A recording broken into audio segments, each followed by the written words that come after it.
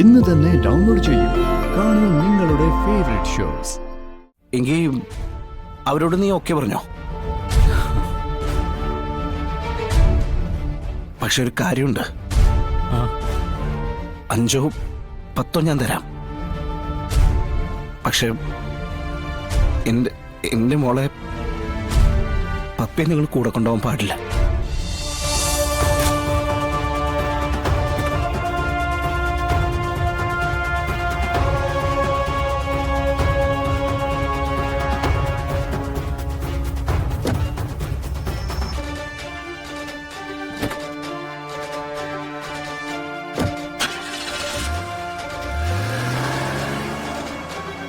വിജയലക്ഷ്മി, വക്കീലിനെ ഒന്ന് വിശദമായി കണ്ട് സംസാരിക്കണം. അവൾ ഈ പറഞ്ഞ വകുപ്പുകളൊക്കെ ഉള്ളതാണോ എന്നൊന്ന് അന്വേഷിക്കണം. തോറ്റു കൊടുക്കാൻ പറ്റില്ലല്ലോ, വിജയലക്ഷ്മി ആയിപ്പോയില്ലേ.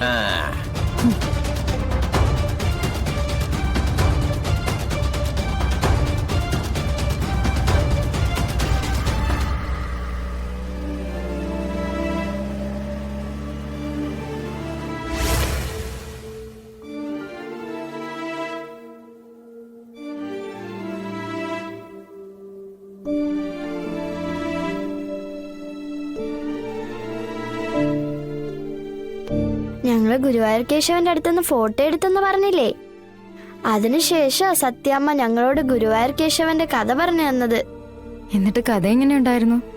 നല്ല ഉഗ്രൻ കഥയായിരുന്നു. പിന്നെ ഞങ്ങള് പാർക്കിൽ പോയി. ഞാനും സത്യം അച്ഛനും കൂടിയാ പോയെ. അവിടെ സത്യാമ്മയൊന്നും കൊണ്ടുപോയില്ലേ? അവിടെ പിള്ളേർക്ക് കളിക്കാനുള്ള കാര്യങ്ങളല്ലേ ഉള്ളൂ. പിന്നെന്തിനാ സത്യാമ്മ അച്ഛനെയൊക്കെ കൊണ്ടുപോന്നേ? അപ്പൊ നിന്റെ ഈ അച്ഛനെ കൊണ്ടുപോയതോ? അച്ഛനങ്ങൾക്ക് കൂട്ടിന് വന്നതല്ലേ, അല്ലാതെ കളിക്കാൻ വന്നതല്ലോ. അച്ഛനും ഇപ്പൊ പിള്ളേരെ പോലെയാ, എപ്പോ നോക്കിയാലും ഗെയിം കളിയും റീൽസും ഒക്കെയാ. ഒന്നും അറിയണ്ടല്ലോ. 24 മണിക്കൂർ ഇങ്ങനെ മൊബൈലും പിടിച്ചിരുന്നാ മതിയല്ലോ. ദേ കണ്ടില്ലേ എന്ത് ശ്രദ്ധയോടാ കളിക്കുന്നെന്ന്. നിനക്കിപ്പോ എന്താ വേണ്ടേ? അല്ല വേറെ ജോലിയൊന്നും ഇല്ലാഞ്ഞിട്ടാണോ എന്റെ മേലെ ഗുരു കയറാൻ വരുന്നേ? വരുന്നു രോഹിത, നമ്മളിങ്ങനെ ഒരിടത്തും ഒരുറപ്പില്ലാതെ എത്ര കാലം പോവും? ആലോചിച്ചിട്ട് എനിക്ക് ഒരെത്തും പിടിയും കിട്ടുന്നില്ല. രോഹിതിന് പിന്നെ അങ്ങനെയുള്ള ആലോചനയൊന്നും ഇല്ലല്ലോ. ഇങ്ങനെ കളിച്ചും തുള്ളിയൊക്കെ മുന്നോട്ട് പോയാ മതിയല്ലോ. എടി ഞാൻ എന്ത് ചെയ്യണമെന്നാ നീ പറഞ്ഞു വരുന്നേ?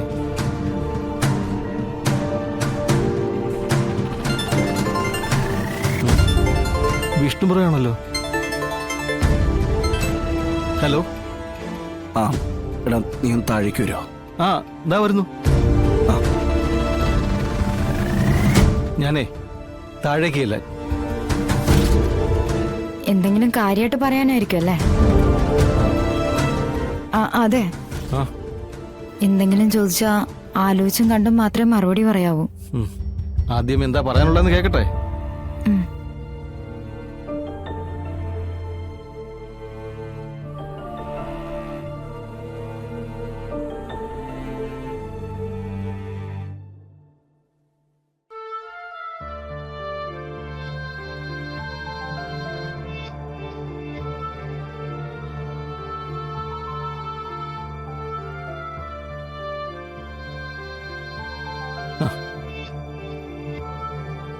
എന്താ ബ്രോ, എന്താ വിളിച്ച്?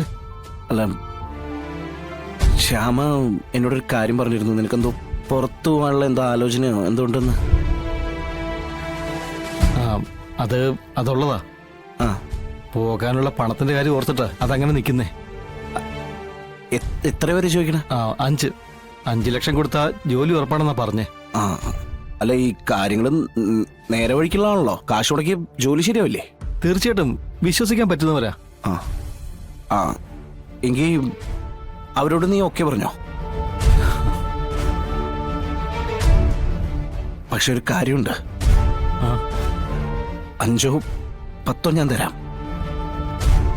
പക്ഷെ എന്റെ മോളെ പപ്പയെ നിങ്ങൾ കൂടെ കൊണ്ടുപോകാൻ പാടില്ല.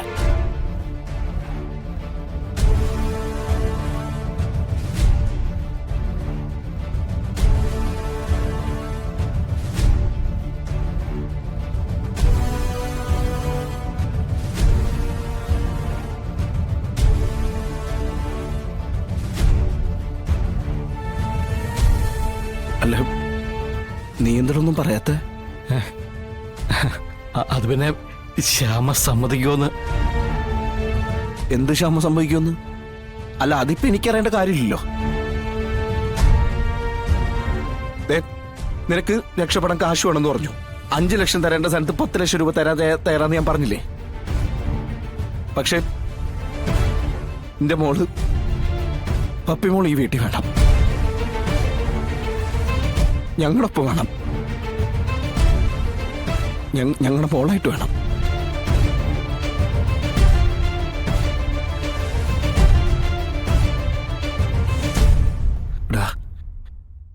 നിന്റെ അവസ്ഥ നിനക്ക് പറഞ്ഞാൽ മനസ്സിലാവില്ല. നിന്റെ മോളെ എനിക്ക് വിട്ടുതരാൻ പറ്റില്ലടാ. ഞാൻ എന്റെ നിവൃത്തികളോട് പറയാ,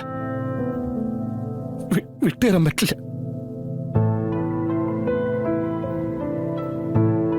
നീ ഒന്ന് ആലോചിക്ക്, ശരിക്കും ആലോചിക്ക് കേട്ടാ. ഞാൻ കാത്തിരിക്കാൻ തയ്യാറാ, പക്ഷെ എനിക്ക് അനുകൂലമായിട്ടുള്ള മറുപടി ഒക്കെ വേണ്ടിയിട്ടാണ് ഞാൻ കാത്തിരിക്കുന്നത് കേട്ടോ.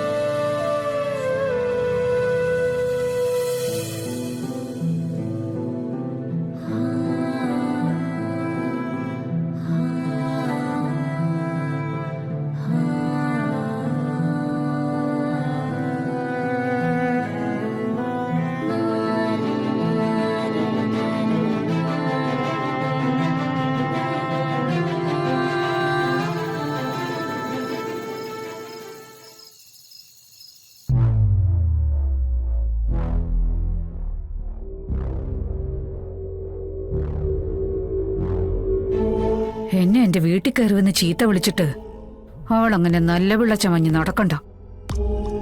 ചേച്ചിയുടെ ജീവിതം അനിയത്തിയുടെ നാവുദോഷം കൊണ്ട് കലങ്ങി പണ്ടാരം അടങ്ങിയെന്ന് നേരിട്ട് തന്നെ വിളിച്ചു പറഞ്ഞേക്കാം.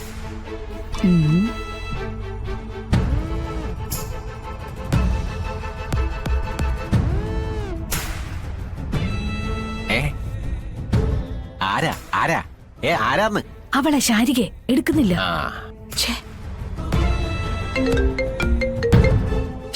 ഇവളെന്താ എടുക്കാത്തെ?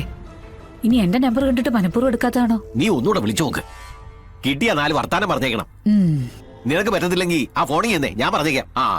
പറയേണ്ടത് ഞാൻ തന്നെ പറഞ്ഞോളാം. പറ.